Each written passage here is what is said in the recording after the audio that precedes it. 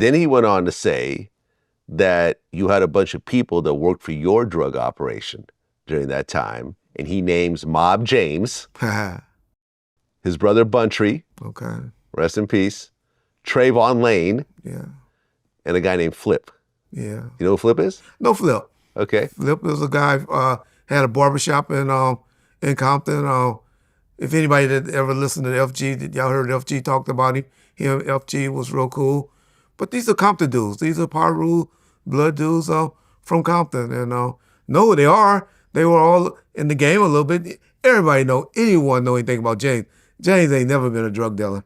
Never. Yeah, we even talked about it. Yeah, he said he didn't have the patience for it. Drugs wasn't the game. Yeah. Buntry wasn't in the game. Flip had a barbershop. I don't know if he might have dibbled and dabbled a little weed in here and there.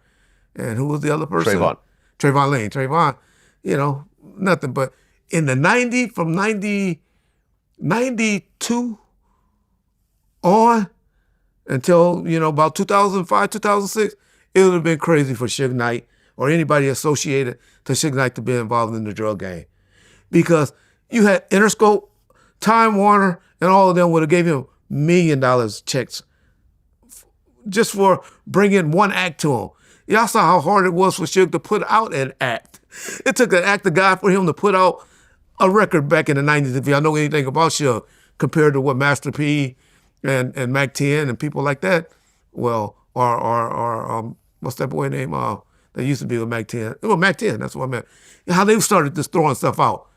And Suge had the same distribution deal with Priority, and he could have did that as well. Suge believed in the quality over quantity. My point is to say, why be in the drug game when you got record companies cutting you $1 million checks just to take a chance on you, to put an album out? But no, nobody was dealing drugs. They didn't have time to be dealing drugs in the late 90s.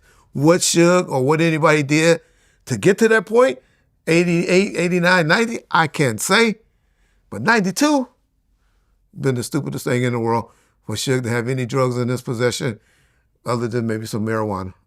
Yeah, I mean, the fact that I actually found Mob James and Trevon Lane's name in Keefe's paperwork that he submitted himself. Correct. That was part of his... Yeah, I think the attorney fucked up. Yeah, I mean, that was part of the Hail Mary to try to get him, out of the actual case. Yeah. But, yeah, I mean, does Mob James even know about this? We talked about it. We laughed at it. I'm sure he... me and James, unfortunately, is that old saying that people used to say, if you want to hide something from black folks, put it in writing. We don't do all that reading, lad. If people ain't talking about it on YouTube or something like that, we really don't watch it, to be honest. Which is a bad thing. I'm sorry, black folks, that I offended by saying that, but hey, man, I'm just keeping it real. That's how Reggie James is.